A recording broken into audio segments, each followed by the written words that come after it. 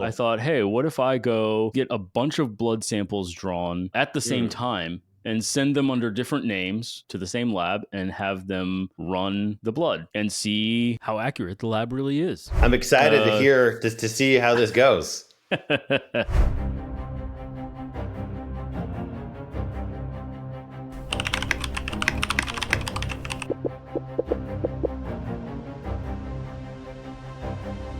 So if you're really into analysis and you want to dive in all the way with me later, that's great. You can watch all the way to the end.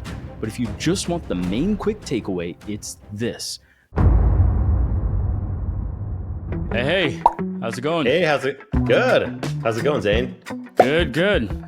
Thought of you. I know you have an interest in health, and I have a bit of an experiment here I want to run past you. In a recent video, I had pointed out this influencer was talking to one of my patients saying, oh, your bicarb level on your blood work was 23 instead of 24, and that's an indication of whatever.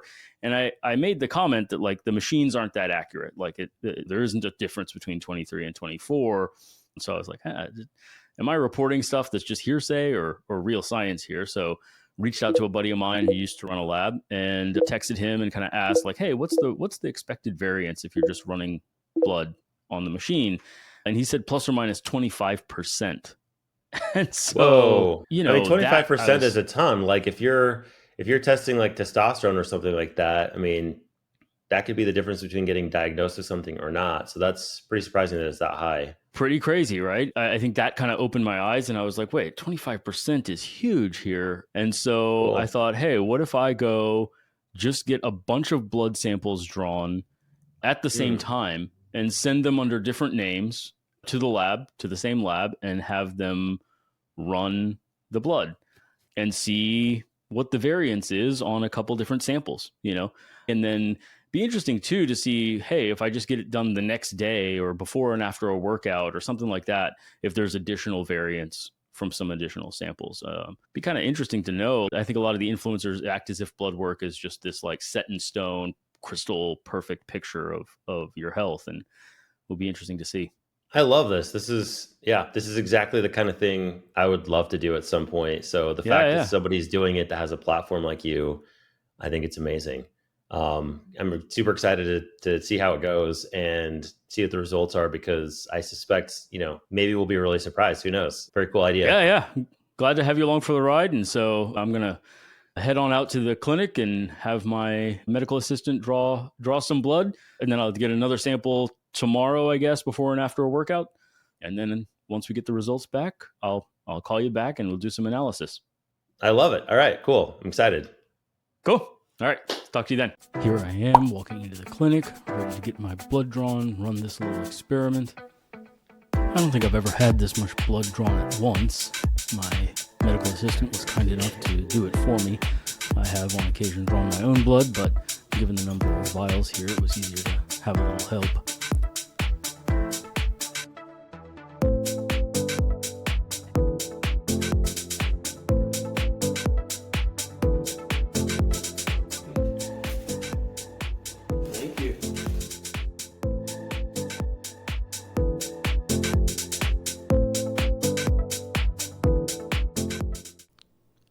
So I got the results back and I entered them into a spreadsheet, and then I thought, you know, these are only a few samples. I only got 6.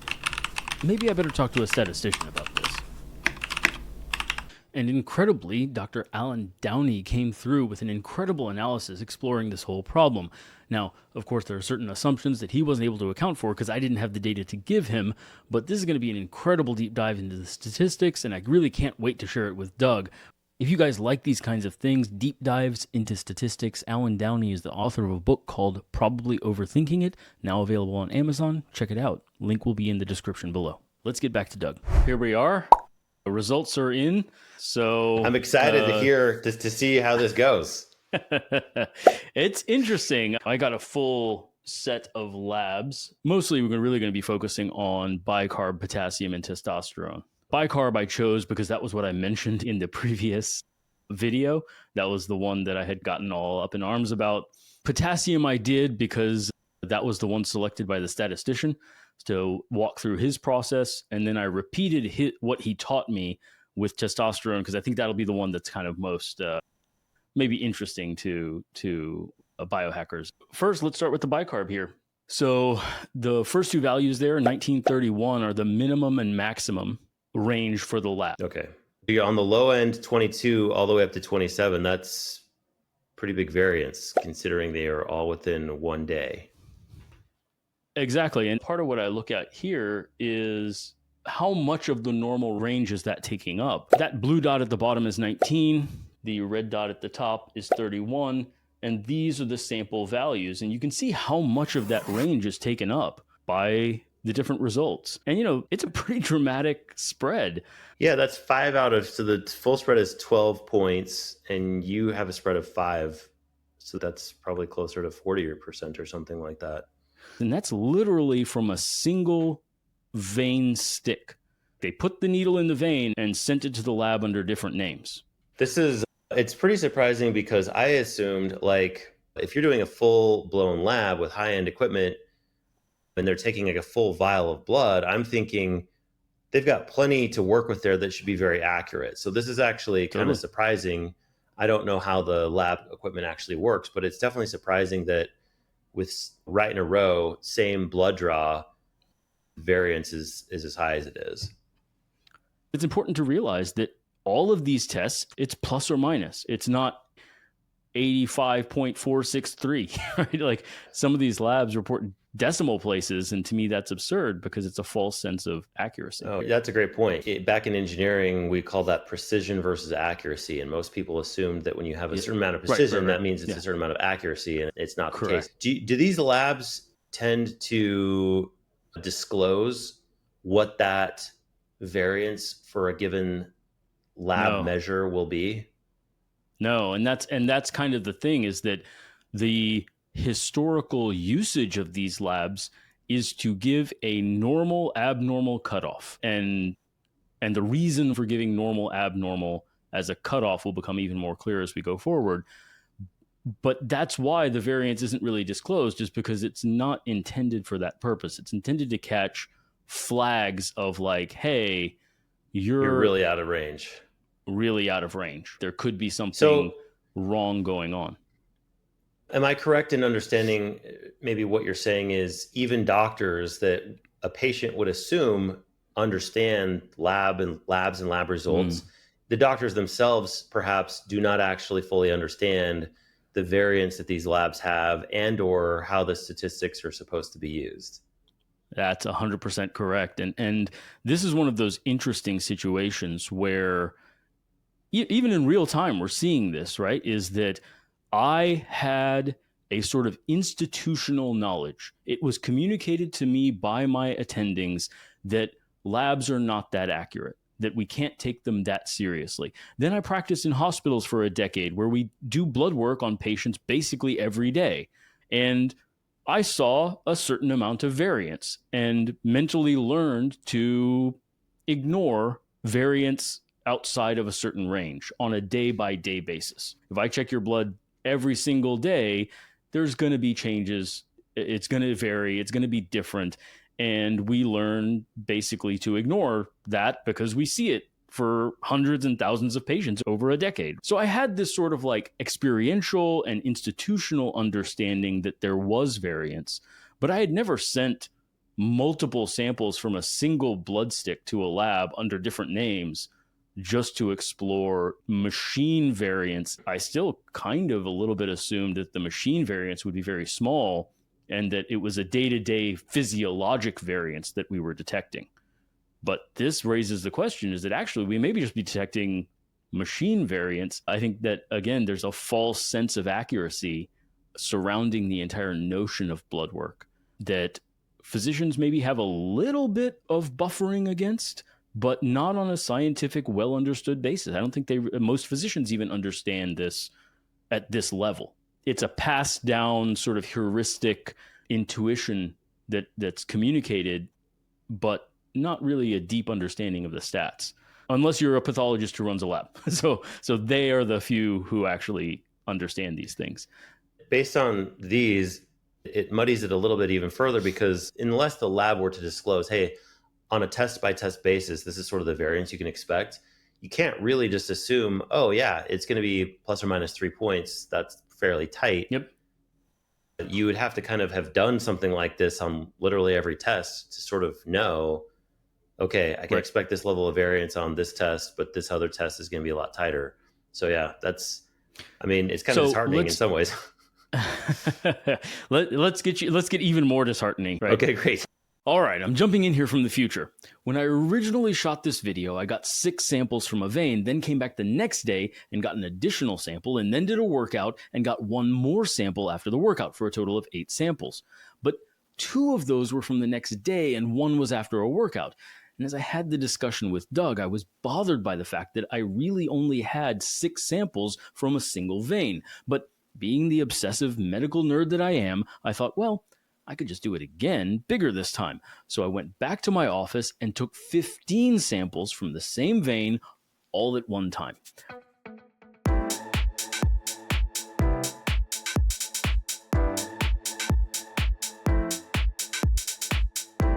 I got back on with Doug to discuss that update, so I'm going to cut forward in time to that discussion, and then I'll cut back to the original discussion for a more detailed statistical analysis and conclusions. If you hear me refer to 6 samples sometimes and 15 samples at other times, it's because the original single vein sample was 6, but I went back to repeat the whole process with 15 samples from one vein. But when we get back into the statistics, we'll be getting into a whole lot of nuance about how to analyze sample distributions and other math stuff. And that's just not everyone's jam the way it is for me. And I don't want you to lose the forest for the trees. So if you're really into analysis and you want to dive in all the way with me later, that's great. You can watch all the way to the end. But if you just want the main quick takeaway, it's this. Even with 15 samples sent to the lab under different names, but coming from the same vein, the same blood, at the same time, the labs had a significant amount of variation, a non-trivial amount of variation. My testosterone changed by more than 40 points in these samples, and the expected range of variation, if you model the statistics, is more than a 90-point spread. So the takeaway is this. Don't get captivated by a false sense of accuracy into taking labs too seriously. One more reason that influencers are mistaken in trying to convince you to go get massive panels of blood work to hack your health is simply that these labs are fuzzy lenses through which we're trying to look at the underlying truth of your biology. It's not that labs are useless. They do give us some information, but they are not high-resolution, perfect snapshots about that underlying reality. The picture they show us is fuzzy on several levels, and that picture is merely one additional data point in the overall context of the whole person. Now, if you're not a science nerd, you got the main point. Feel free to hit the like and subscribe buttons and then bounce. If you want to skip the math, but you still want a more detailed discussion of the conclusions, you can jump ahead to the conclusions section in the description below. But if you're a huge science and math nerd like me, here's me jumping forward in time to discuss the results of the updated 15 sample experiment with Doug, and then jumping back in time to explain some of the deeper statistical concepts so that you can get a real understanding of the underlying implications, showing exactly how fuzzy the lens of Bloodwork really is. I've also included links in the description below to Dr. Downey's analysis and the Colab notebooks with the Python code that he created, so you can even play around with some alternate scenarios yourself. I've tried to make the descriptions not too crazy complicated, but it is statistics, so take that for what you will. Now, let's jump ahead by a week into my discussion of the results of the 15 samples. Of course, the way my brain works is that once I say, oh, we only have 6, so we can't be sure, I was like, I could get more than 6. And so I decided to send 15 samples under different names. Oh, wow. Just to get more of a feel for what that distribution could be and get a more accurate sense of it. So in the end, the conclusions end up being very much the same as what we got out of 6 samples, but we have a bit more maybe precision on the distribution or ideas of that. The biggest point is that there is a distribution is the most important thing to think about. I sent 15 samples. I got a spread of results. It was not a single number on any of the labs, right? So potassium, bicarb, testosterone, glucose, none of these came back with a single defined invariable result. And so just the notion that whenever you get a lab, there is a plus or minus factor there is the number one thing I think to keep in mind whenever we're thinking about blood work and labs. Now, the degree of that plus or minus, I think, is the second point. We started out with these 6 values. I now have all of these values. But I don't want to lose the fact that the important bit is just to realize that when you get a lab value, it's plus or minus. Now, we talked about potassium the first time, so I can highlight this chart here for potassium. The last time we did this, we didn't get a huge spread. It was really plus or minus 0.1, 0.2. And now out of, again, 15 samples from the same vein, the spread is 0.5 from 4.5 to 5.0. Bicarb, of course, we see a similar thing. We have those values, and it is taking up a large section of the normal range. So, did you say you did 15 additional samples all in one draw? Correct, all in one draw. Okay, so you actually have like 21 total samples. Yeah. 21 total. You can get physiologic effects from restricting blood flow in the arm for more than a minute. And so I was working to make sure we got all 15 samples done as close to within, I didn't quite make it, but as close to within a minute of tourniquet time as possible, which is part of why I ended up getting a little lightheaded. This was a total of 128 mLs ish. So right? Less than what a single blood donation. Yeah, less than a single blood donation. Done a bit faster, typically, to be fair. So the withdrawal speed did make me a little shaky and lightheaded. But I think it's super interesting, and it's good to notice that even on a naive analysis, what I would consider a naive analysis of something like bicarb, that's a big spread. That's a lot of the normal range that's taken up just by a single blood draw, right? Yeah, actually, I mean, that's pretty crazy. Yeah. Now, as we talked about last time, the situation's actually a bit worse than that if you do more detailed statistical analysis about what to expect. Now, for testosterone, you can see that none of the values, I didn't get a single duplicated value in all 15 samples. There were 15 unique values spread out across a 40, 45 point range. The lowest was 454. The highest was 498.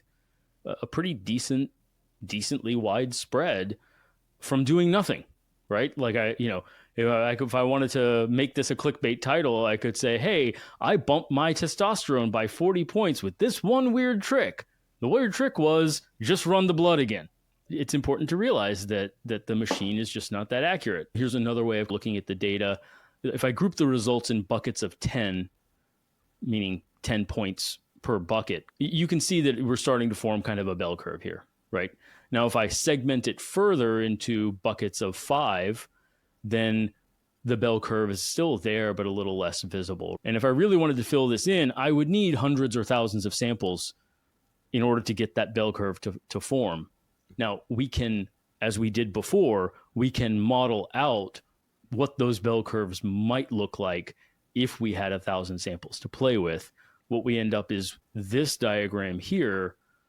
And you can see, here was the original one where you can see the possible curves have quite a bit of variance. There are some off to the right here. There's one big one off to the left here. In the new one, they're much more lined up. They've converged much more strongly. They're starting to come into the center, right? And the average here of 400, little more than 450, 460, 470, whatever that is starting to emerge as the predominant center. Now, there is still this one weird curve where the center is a bit higher, right? I'll go back to that sort of seeing theory thing. As I continue flipping it, we gradually converge on the truth, and it becomes tall and narrow where it started out flat and wide. So as we talked about before, as you add some information, you converge towards the truth, but it takes a lot of samples to really get high confidence. And the taller this curve is, the more confident we are about it. And even here, we didn't really converge completely on the truth, but the true value is still within that 95% confidence interval. So if you look at this final sort of big curve there after 200 samples, it's still inside the range, but it's not at the center.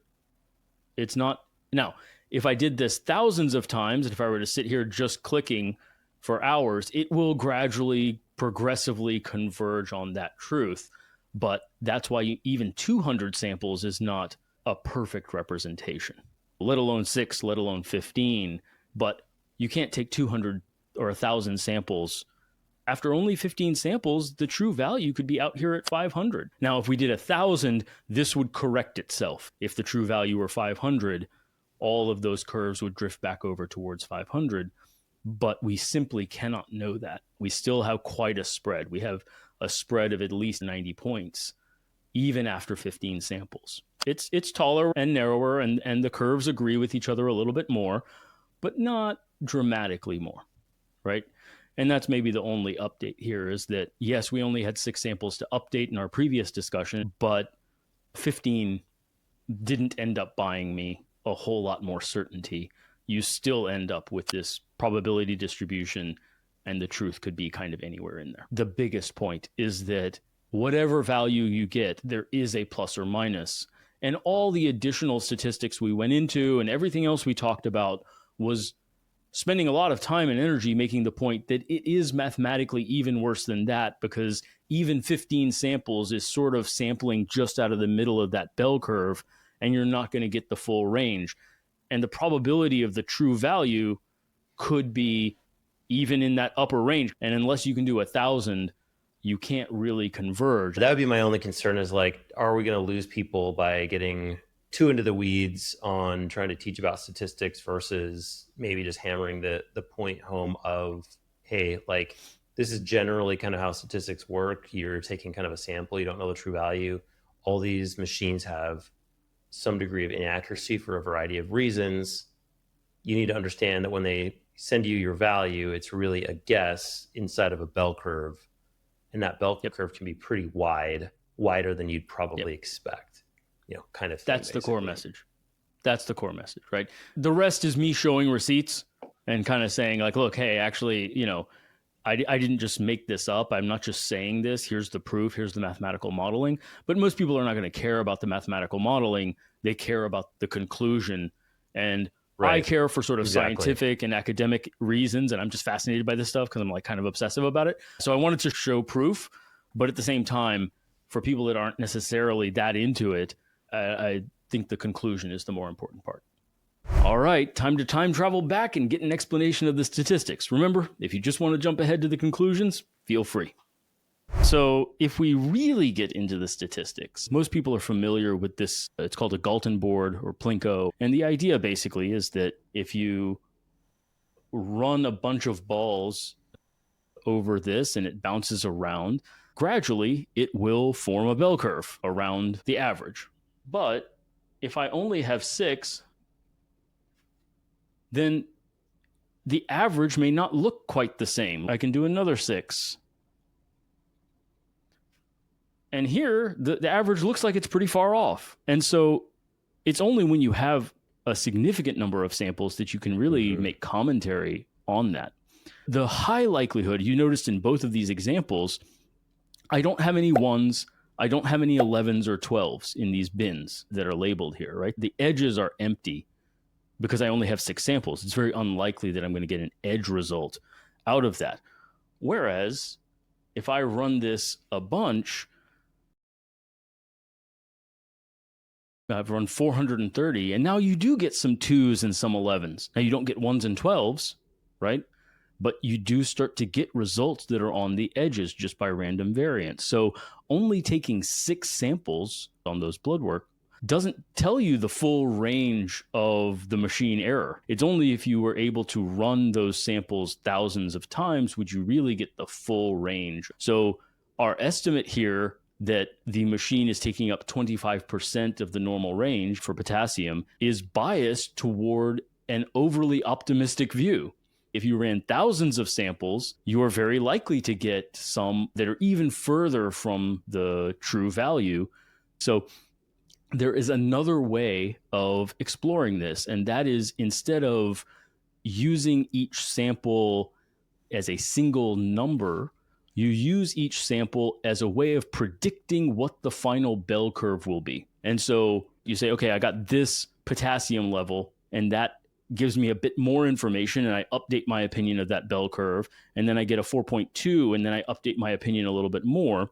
And so the visual way of understanding that, I'll reference this great website called Seeing Theory. This is a Bayesian approach. And in this example, rather than the dropping balls, we have a coin flip. Now, the coin in reality is a fair coin. It's a 50-50 split, right? So this is how fair the coin is. So I'm going to leave that a fair coin, but let us suppose that in my previous opinion, I believe that it's an unfair coin. So this orange line here is my opinion of the probabilities. I think that if I flip this coin, this is the heads on the left, tails on the right. This is the distribution that I'm going to see because I believe it's a very unfair coin. For whatever reason, I'm suspicious of it. Now, if I flip the coin 6 times, 1, 2, 3, 4, 5, 6, very quickly it orientates on the truth by having multiple samples that update my opinion of what that bell curve should be. Now, the reverse is also true. Let's suppose that I have a pretty unfair coin. So 95% of the time it's going to give tails, but I actually think it's a fair coin. Again, 2, 3, 4, 5, 6. I'm orientating much closer to the truth. And if I flip it 10 times, 20 times, 30 times, 40 times, 50 times, my opinion of what that bell curve should look like can be updated progressively. So, with me so far? Yep. Okay. So we can do a similar thing with these lab values. This gets pretty into the weeds. If I only have 6 samples, is there a way to use this kind of reasoning to estimate what I would see if I did this 100 or 1,000 times? I'd be dead because I'd have no blood left. But if there were a way to do that, what might we see? And very kindly, Alan Downey, professor emeritus at Olin College, took on the challenge and created a way of exploring that. So he took my potassium values and created a Python script and said, okay, look, we're going to estimate the 95% confidence interval. That's where we're starting. And then we'll run that as a sequence 1,000 times.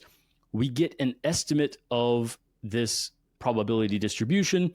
And if we run that probability distribution 11 times, we get these 11 different updated probability distributions. So it's multiple layers here. It gets kind of confusing. Before I get into like consequences, thoughts on method. Were you able to follow my explanation of the method? It is a bit dense. Yeah, I think so. So just to make sure I understand, the 1,000 times was running the sort of the equation of the simulation, the Bayesian simulation to kind of get distribution. And then that entire process was run 11 times. Is that right? Correct. Exactly right. Okay. Exactly right. Yeah. And so each one of these distribution curves is a pseudo sample of 1,000. Okay. And there are 11 of those curves that are sort of overlapping here. Okay, cool. That's awesome that this guy did this. Yeah, very cool. Nice. He actually went a step further and gave me access to his code. And so if I just want to run that 1,000 sample one time, I'll get that curve, right? And then I can run it again, and I can run it again, and I get different curves each time. Or I can do what we did before and just run it 10 times, and we get 10 of them overlapping. Fair enough? Yep. Cool. So the interesting thing, of course, is that this takes up basically the entire normal range. The normal range is from 3.5 to 5.4 on the lab. And almost all of those potential distribution curves take up the entire space. And so even though we have Wait a second, hold on. Let me make sure I understand what you're saying. You're saying based on this data, the number of samples you put in and kind of the results that you're getting from your labs, just out of random chance, you would fill up the entire 95% kind of range just through variance. Just through variance. So what is the implication? I told you it was more depressing than we thought. Does that mean that like, unless you're like multiple standard deviations off of the normal range, like the labs really don't tell you anything? Yes. And that is why we use normal abnormal, right? Is because if your lab is abnormal, if you get a potassium of 6.0, now we can say, hey, it's unlikely this is machine error. It may not actually be 6.0, but we can be confident that it's unlikely to be normal. Now, there are a number of caveats to this, right? We started with a prior distribution estimate of the normal range. That was our initial assessment, and we only had 6 observations to update. So just like in the coin flip example, if we're off by this much and I only have 6, well, you know what? I may not be that close to the truth. So a couple of comments based on the 15 sample update to this. In the original sample, we started with a prior distribution that incorporated the normal range. On the follow-up sample, I used the sample distribution from the previous experiment. So you can see that this is much taller and narrower because I used the average and the standard deviation from the 6-sample experiment as my prior, and then updated that 15 times. Similarly here, the standard deviation is much more concentrated than it was on the original experiment. The final result is much narrower from 4.3 to 5.3. The projected spread is about 1, whereas in the original experiment, the final spread was 1.5 or maybe even 2. So being able to update the information based on the previous experiment did give, as expected, a narrower spread. For testosterone, we see a similar thing. On the original spread, it covered almost 300 points, whereas on the updated testosterone, where I used a standard deviation that was much narrower, that was based on the results of the previous test, same for the expected sigma, I did get a narrower result, but nonetheless, even with 15 samples, we were only able to get down into approximately a 90-point spread rather than a 300-point spread, which we got from 6 samples. If we're off by this much and I only have 6, well, you know what? I may not be that close to the truth because I was only able to predict based on 6. So it may not so be there is quite one other this thing bad. though. Yeah. So, but I think one important thing to note probably is, even though the distribution does take up the normal range, there still is a distribution, meaning you're going to be much less likely to get something on the tail end of the range through variance. Like you are still going to be much more likely to get a value that's close to the correct value. Exactly right. And I guess maybe we don't really know how tight or how narrow that curve is, but any bell-shaped curve indicates that, yeah, so it's maybe not all bad news, I guess. It's not like it's completely random chance where in that. No, it's not. It's not, but it is fuzzier than we make it out to be. That's the real thing. So going back to this sort of like Galton board type distribution, if you get a 9, right, does that mean that the board is tilted toward 9 and that's the true average? Or does that mean you just got a 9 by chance? Now, if you got an 11, well, it's unlikely that on a single sample you happen to get an 11, but it's possible. And that's why we rerun labs. That's why if you're diagnosing low testosterone, the diagnostic criteria requires at least 2 samples that are low. It's because of this factor. So medicine in its diagnostic criteria tries to account for these issues. Your testosterone has to be below the cutoff, not just once, but twice at least on different days. What's going on there is a natural variance, and maybe on that one day you happen to get a low. Even in my own values, and we're going to get to testosterone next, but we'll jump ahead briefly. The next day, on my next day sample, I got 381. So the first day I was in the 400s at least, and then early morning the next day I'm down to 381. So now, is that physiologic variance or is that lab variance?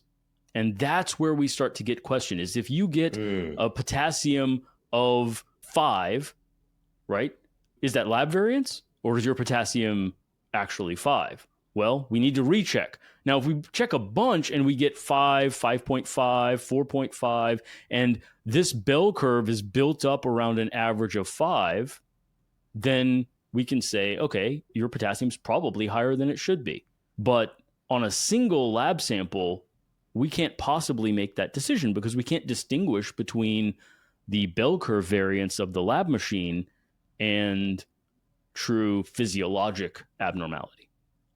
Unless, again, if your potassium's 6, then it's probably some sort of physiologic abnormality, right? Because none of the bell curves go up to 6 or even 5.5. Even at 5.5, the likelihood that it's just lab variance is extremely low. So if I say, hey, the board is tilted over to the right a bit, and then I run these balls, eventually we realize that, oh, the bell curve it's shifted, the average is shifted. But on a single sample, well, is it shifted or not? What's the real flatness of that board? Well, I can't tell you because that could be just normal variance. Yes, is it higher? Is it to the right of 0.5? Of course. But on a single sample, I can't tell you. It's only if I run multiple samples and that bell curve starts to pop up that then I can tell you. Now, by contrast, if the board is really tilted over, then even a single sample is going to tell you, you know what? I never got a 12, right? On the whole time that I ran that bell curve up to 400, I never got a 12. And here on the first sample, I got a 12. Something's wrong with the board. You can be reasonably confident. And similarly with the labs is, hey, if you get a potassium of 5.5, there's probably something amiss with the real underlying physiology.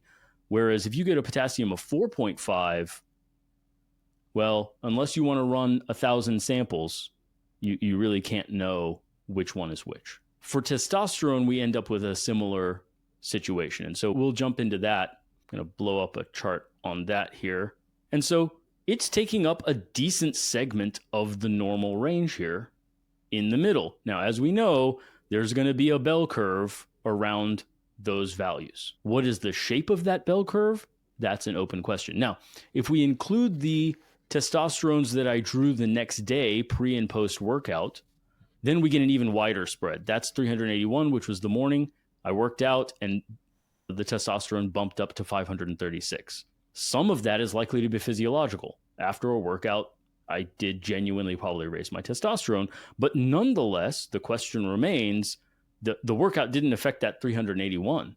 That was drawn at the same time of day as these other samples, just happened to be the next day. And so even leaving aside the 536, which may be influenced by the workout, these samples are just variance in physiology and lab measurement.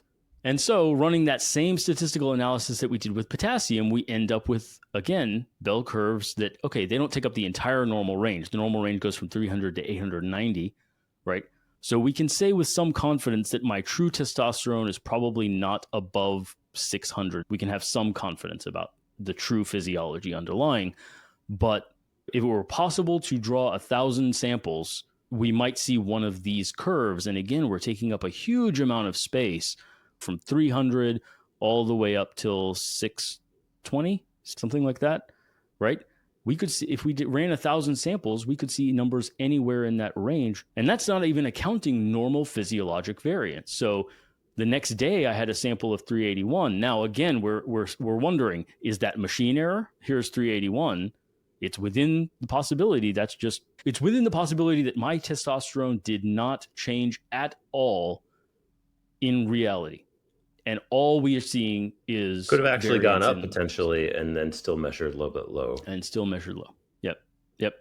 And so the margin on these tests is just way wider than I think people are willing to give credit for. And that's why you need repeated samples. That's why you need to correlate with physiology is, hey, I'm packing on muscle, I'm lifting heavy, I'm gaining muscle mass, I've got a good BMI, I have a great libido and strong erections and whatever. And then I get a sample that says, oh, your testosterone is 250. Even if it's true, first of all, my testosterone receptors could just be more sensitive than average. So there could be a physiologic explanation for that. But there's also the possibility that the explanation is merely lab error. If I could run that same sample 1,000 times, we'd realize that it would converge on a different bell curve. It may be interesting in the future to have a guest on that is familiar with how these machines are actually made, calibrated, and how they actually measure. I tried to get my friend to come on. Actually, he now does forensic pathology. He's moved out of the lab space and into forensic pathology, and so he actually is associated with a number of high-profile cases and doesn't want his name publicized since there'd be some risk for him in ongoing court issues. So he keeps a pretty low profile for safety reasons. So unfortunately, I was not able to get him to come weigh in personally. But yes, it would be fascinating. I don't know how the testosterone lab works, but I do know how, for instance, potassium is measured. And basically, long story short, there is a membrane that is selective only for potassium ions. Ion selective electrode is the name. They have a normalized sample on one side of the membrane. They dilute the serum and they put the serum sample on the other side. It diffuses, and they measure the voltage gradient across that membrane. You end up with a voltage gradient that is based purely on the difference in potassium levels between their calibrated sample on the testing side and the patient serum on the other side. So that's the mechanics of how that works. But you might imagine then you run into precision issues of gradient, of diffusion, of dilution, right? Because you dilute that sample by a significant amount, and you end up with microscopic variations in the number of droplets of water you add to dilute. They're using drops of water. Well, how accurate is a drop? It's not accurate to the molecule.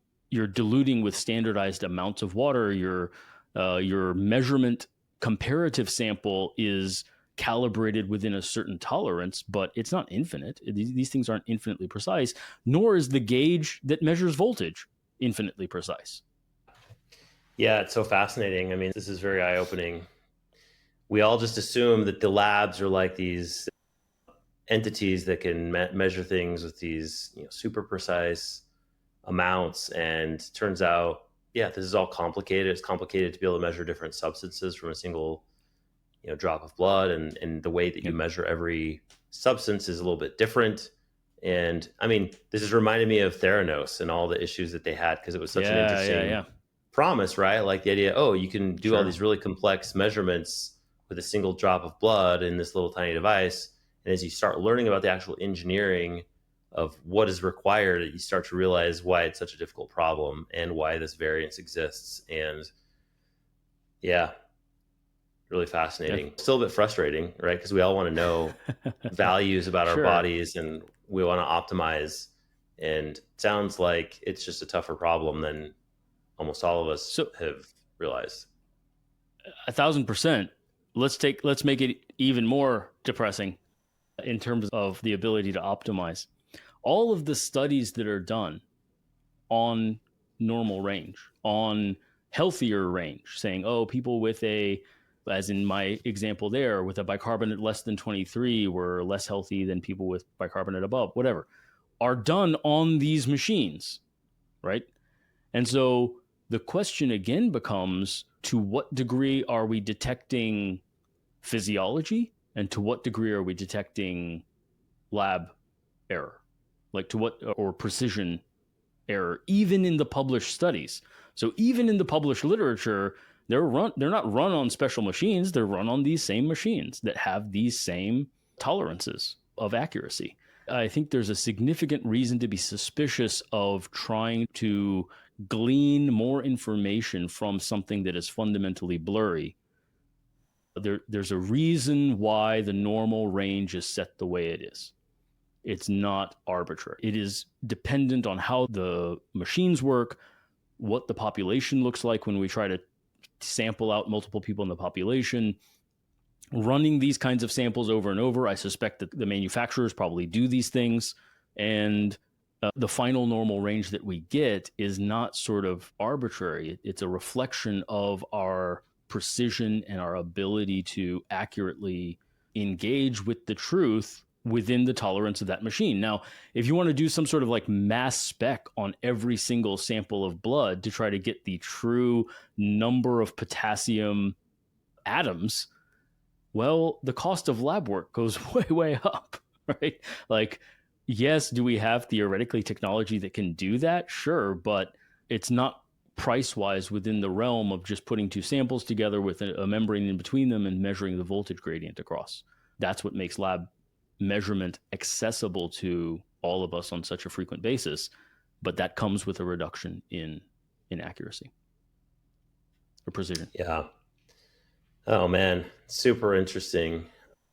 And yes, a little disheartening. But what do we do with all this, Dr. Hakeem?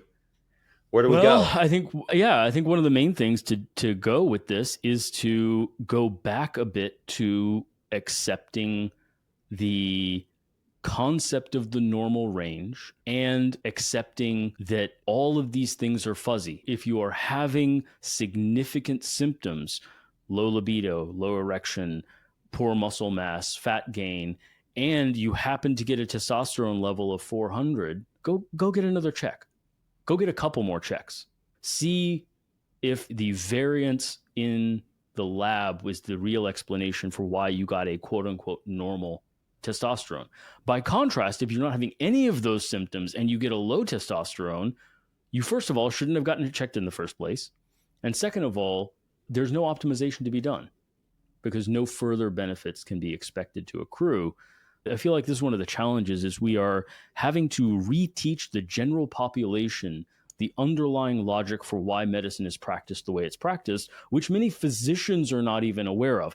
That it's an institutional knowledge that they are handed, the underlying reasoning that's known to subspecialists of pathologists who run laboratories. The detailed statistical understanding is not transmitted up to your average family doctor. But the conclusions of that are transmitted up. That, hey, don't take this too seriously. It's plus or minus. Give it a little bit of variance. And don't try and over-optimize within the normal range. That intuition, that set of communications, does come from somewhere. It's not laziness. It's not some general unwillingness to help people optimize their health beyond a certain point. It's based on the science of the underlying thing, but not in a way that your average family physician understands himself, but was taught. Now we have to actually go back because the public is trying to optimize and they're misusing these tools because they don't have access to this kind of explanation as to why this tool cannot work the way you think it does. Long story short, I think that other optimizations are possible, but any measurement, whether it's an X-ray, DEXA scan, full body MRIs, or blood work of different kinds, when you're using blunt instruments, you do have to rely on the total picture of someone's health and say, does this make sense? So would you go so far as to say, so these entities that are advertising being able to do your own, well, there's been for a long time, I've used entities that let me pay for tests and then go to a lab and get the blood drawn. And I've personally liked, as a consumer that's not a doctor, feeling like I at least have the option to investigate my own body and what's going on. I think what we're discussing is, well, if you're going to do that, the onus is on you to sort of maybe understand statistically what's going on and how much variance there is and the degree that you can optimize. So I wouldn't necessarily be in favor of outlawing those entities, but would you go so far as to say, like, you should be pretty leery? And then the other companies that you've referred to that are going one step further and giving you guidance on maybe what you should be doing to optimize, what is your general message then about that sort of approach? It sounds like you would say it's probably not a very good approach because it's going to convince you of needed behavior change that may not actually be valid. 1000%. That's where that goes, right? I would not be in favor of outlawing those things. The least favorite part of being a physician for me is the notion of being a gatekeeper. I would rather be an expert. I want to be an expert. I want to be an advocate for your health. I want to be somebody who has spent his life learning, studying exactly these kinds of things and can advise you on ways to optimize your health that are actually meaningful. But I don't want to be a gatekeeper. If you want to get your testosterone checked, I don't want to have to argue with you about like, well, I don't think and I don't think we should, but I've told patients, hey, I don't think we should do this, but I'll do it anyway if you want me to. I'm not going to stand in the way. I will tell you that I think you're being a bit foolish, because that's my job as an expert, right? My job as an expert is to tell you when I think you're on the wrong track scientifically, but not my job to sort of legislate certain things unless they have the potential to impact other people. So I am a bit of a gatekeeper on antibiotics, for instance, right? Because it's not just you, it's impacting all of us. But for things that just affect the individual, I think you should be able to go make bad decisions. That's the only type of freedom that matters, is the freedom to make bad decisions, right? And hopefully in this channel and with my patients, I can provide expertise and clear explanations as to why I think those things are off track. And if the patient agrees with my rationale, then great. And if they choose to follow a different belief set, something more like what Peter Attia recommends or Andrew Huberman that recommend all this blood work, then that's part of how science is done, right? That is differing, competing theories of how we should practice and what we should be doing. The only thing I dislike is that personality enters into it. If Huberman's fame is part of why his scientific worldview is getting traction, that's a bit of a twisting, because the logic isn't there, right? The actual understanding, the clinical understanding is not there, but his follower count is the thing driving his view of science. And that's I mean, I haven't followed him a ton, but from what I've seen, it helps a lot. It helps him a lot that he's jacked and an attractive man, and that's what most of us want to emulate. And so, you know, the appeal to authority is strong. We assume through correlation that he knows what he's talking about, because he is sort of the kind of alpha version that many of us would love to be. So he's helped a lot by that. I mean, he's sleeping with 6 different women. So yeah, he's definitely got that alpha Chad mindset, if that's the sort of thing you're into.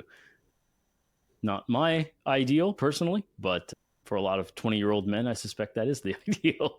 Yeah, I mean, I get it. I also get the desire for certainty. I think we all wish that we could go get a DEXA and get an exact, trustworthy, precise measurement of our body fat percentage. It doesn't work that way. DEXA versus MRI studies indicate there's a large variance of accuracy around true body fat percentage. And the same thing here. We all wish we could go get a testosterone level, and that would give us deep insight into how to optimize our goal of gaining muscle. But the lab is not that accurate. The lab has variance. You vary physiologically day to day. The sensitivity of your testosterone receptors may vary, and we have no way of measuring that. And so it just doesn't give us the insight or the certainty that we wish it would. And accepting that we live in an uncertain world biologically is the first thing I would sort of promote. And then to optimize the real things that we want to optimize is, hey, are you gaining muscle mass? If you are in the top 95th percentile of strength for your age and gender, what does it matter what your testosterone levels are? And you have a good libido, and you have a good... The testosterone level is deeply irrelevant at that point, because you're actually achieving the thing you want to achieve. Similarly with DEXA, if you've got the 6-pack you want and you've got the muscle definition you want and you're lean enough for that, what do you care if the DEXA says you're 25% body fat? It's putting the cart before the horse. I almost said cart before the hearse, which I guess would be even more profound. But yeah, I think that's how we've gotten twisted, is people will trust my DEXA said I'm 25% body fat, I need to lose some weight. And it's like, you've got vascularity all over the place, you've got a 6-pack abs. Like, no, the DEXA's wrong. The test is off. These are not that accurate tests. I mean, I think you've hit on some key points that I'm taking away, which is, it turns out we do need to be, maybe this is a bit ironic, because we talk about subjectivity and intuition, but you're kind of, it sounds like you're saying we need to bring back maybe some patient intuition, like how do you actually feel? And maybe there are ways that the physician still helps guide the patient. I can imagine scenarios like body dysmorphia or things like that, where the physician himself or herself has some objectivity as a third party and can help a patient, but still, notwithstanding those corner cases, the patient, if you're actually feeling great, that's maybe your best indication that things are okay. That said, I know here's maybe another question. I mean, there's plenty of people that feel great until the heart attack hits them. So how do you maybe address that issue? I mean, my own father passed away of a heart attack that was unexpected. So I'm hesitant to say like, oh, don't get any blood work done or any labs done if there are ones that could uncover issues and then you could make some behavioral changes, because we can't, as in that example, always rely just on how I feel right now. I wasn't recommending pure subjectivity. Again, I was looking at somewhat objective things, erection, libido, right? So you can quantify like how many times would I want to have sex per week? Like, is there interest there or am I disinterested? Am I able to get and maintain an erection? Those are fair. Those are not subjective. Those are fairly objective. Muscle strength is fairly objective. Can you do a leg extension with this amount of force? Yes or no? So those are not fully subjective well-being type things. VO2 max, for instance, I'm a big promoter of VO2 max. I've been doing that in my clinic for a long time now, many years. And there's a reason. It's objective. It's the best measurement we have of cardiac health, cardiac function. It's intervenable, meaning if you improve your VO2 max, you are truly improving the outcomes, right? The outcomes seem to track with that. And something that a lot of people don't realize, like for instance, to look at coronary calcium scores, another imaging test for coronary health. What a lot of people don't realize is that the entire purpose of getting a coronary calcium score is to decide yes or no on a statin in edge cases, if your blood work is on the edge, plus or minus. Now, statins for preventing a first heart attack are very poor. I mean, 1 in 100. For patients that take them daily for 5 years, you'll prevent 1 in 100 heart attacks, 1 in 200, depending on what you look at, right? It's not, they're not overwhelming. So you're doing all this stuff, coronary calcium score and blood work and more advanced blood work and this and that, to make a decision on something that doesn't have a tremendous impact to begin with. Now, when we try to do things like, well, maybe you can get an early stent, like maybe if there's a blockage forming and we see it on the coronary scan, we could go in and put a stent in early. Unfortunately, we've tried that, and the ischemia trials showed that there was no benefit to early stenting. And so, and part of that is that the plaques we can see, the ones that are calcified, they're already stabilized, they're already locked away by your body. It's something else that ruptures. And so stenting the one you can see actually doesn't seem to get you any mortality benefit or heart attack reduction. So all of these levels of issues is like people think that by getting the early information, and not to pick on your dad in some sense, but like there's no guarantee that by getting earlier information, the course of the path could have been changed. VO2 max, possibly. Right? If 10 years before he'd realized, oh shoot, my VO2 max is pretty low. I need to go work out more. I need to do some zone 2, zone 5 combination splits, X, Y, and Z. I need to build up muscle mass. I need to lose fat, whatever the deal is, and increase my VO2 max and strength. Maybe it could have been a different path. But all this blood work, scans, X, Y, and Z is ultimately statin, yes or no. That's what it comes down to. That's the only intervention that we even have, and it's not super powerful. Now, that's not to say if somebody comes in and they have a 20% risk score from their cholesterol levels or their whatever, sure, I'll take my 1%. I'll give you a statin and improve your odds by 1%. No reason not to, right? But I don't fool myself that I'm doing the same thing as improving your VO2 max would do. You can check out the video that inspired this project, in which a health influencer incorrectly attempts to interpret blood work, right here.